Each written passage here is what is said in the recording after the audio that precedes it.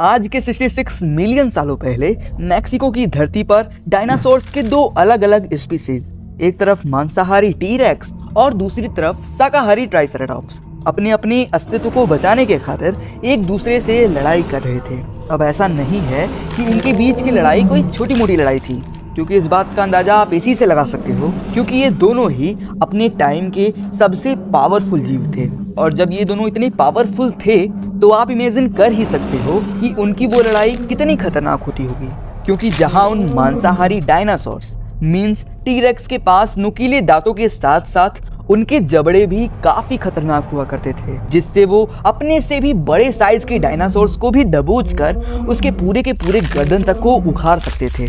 और वहीं शाकाहारी ट्राइसेराटॉप्स के पास 3 नुकीले हॉर्न एंड उनके गर्दन पर एक हार्ड ब्लेड मौजूद था जो उन्हें बाकी मांसाहारी जीवों से बचाने का काम करता था।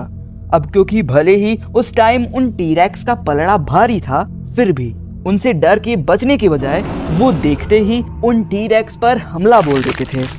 और इन्हीं दोनों की राइवलरी डायनासोरियन हिस्ट्री की सबसे रिलायबल हिस्ट्री मानी जाती है। बट क्या एक शाकाहारी जीव इतने पावरफुल होते हैं कि अपने ही सेम साइज के एक मांसाहारी जीव को हरा सके? सो उस जमाने के सबसे बड़े युद्ध में क्या लगता है कि कौन उभर कर सामने आया होगा? बट उससे पहले ये देखो कि जब डायनासोर्स का एवोल्यूशन हो रहा था तब उस दौरान इन 4 जीवों में से सिर्फ 3 ही जोरासिक पीरियड से क्रिटेशियस पीरियड तक आ पाए थे। और इनमें ये पहला जीव जो हम मैमल्स के एंसेस्टर्स माने जाते हैं। बट आप बिलीव नहीं करोगे कि पहले वो अंडे दिया करते थे।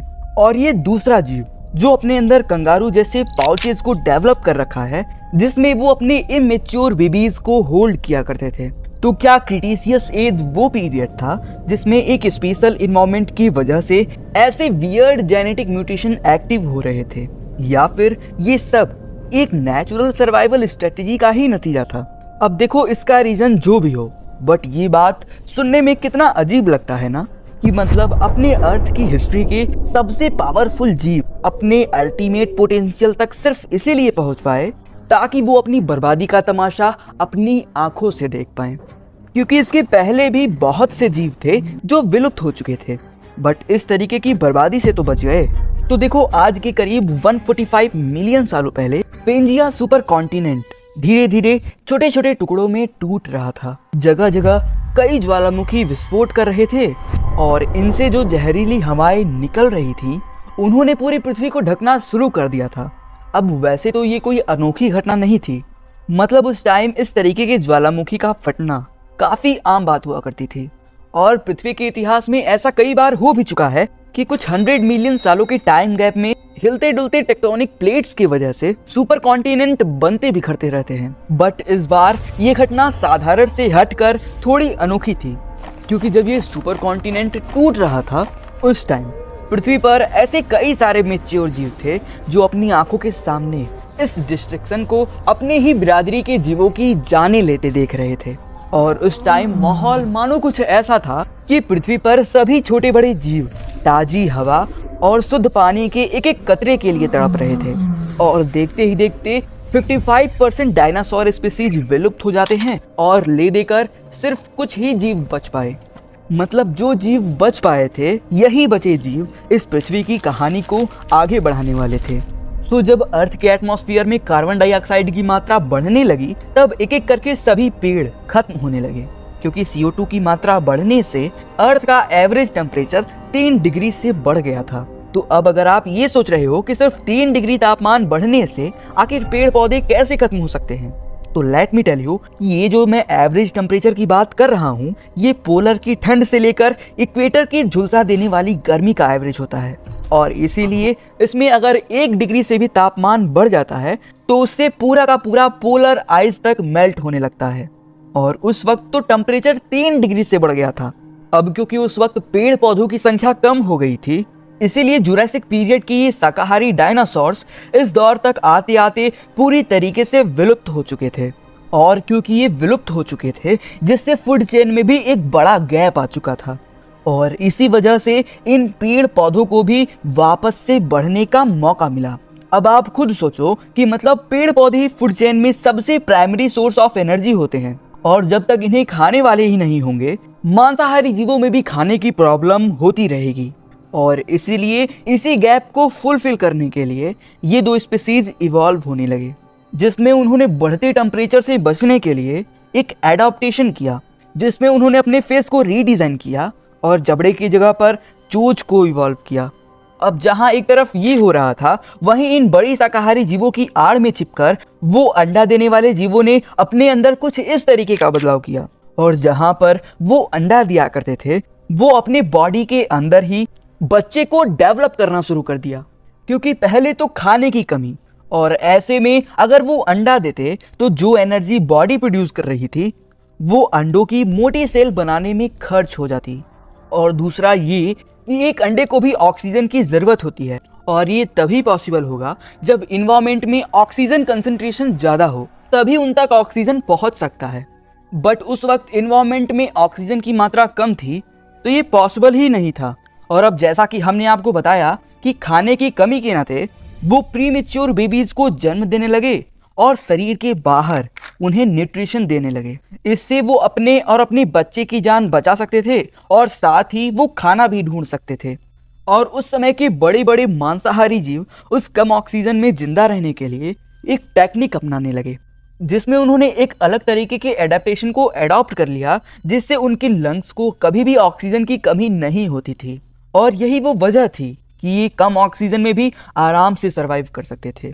सो ऑल इन ऑल कि इस टाइम सभी जीव, चाहे छोटे हो या बड़े, हर किसी ने कोई ना कोई एडेप्टेशन को अडॉप्ट करके कम ऑक्सीजन वाले गर्म इन्वायरमेंट में जिंदा रहने के लिए अपने आप को ढाल लिया था। और देखते ही देखते जमीन पर अब एक डोमिनेंस का वॉर शुरू हो चुका था, क्योंकि यहाँ पर सवाल सर्वाइविंग का नहीं बल्कि थ्राइविंग का हो गया था। और इसीलिए ये डोमिनेंस की लड़ाई की शुरुआत हुई थी। अब जैसे जैसे ये लड़ाई बढ़ती जा रही थी, ये रणभूमि उनके लिए छोटी पड़ती जा रही थी। इसीलिए धीरे धीरे ये जमीन की लड़ाई समुद्र में भी फैलने लगी।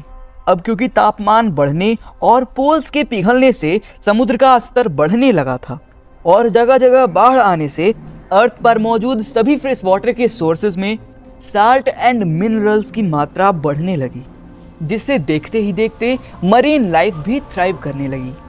और इसके अपोजिट धरती पर कुछ अलग ही नज़ारा था। यहाँ पर शिकार कम और शिकारियों की संख्या बढ़ गई थी।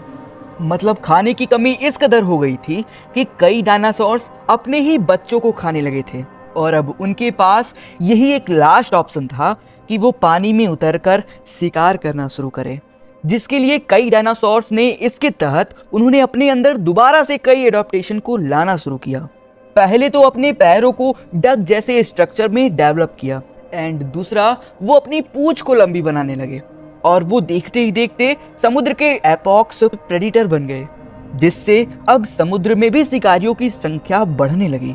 और अब पानी में भी सेम यही हालात हो चुके थे कि शिकार कम और शिकारियों की संख्या बढ़ने लगी।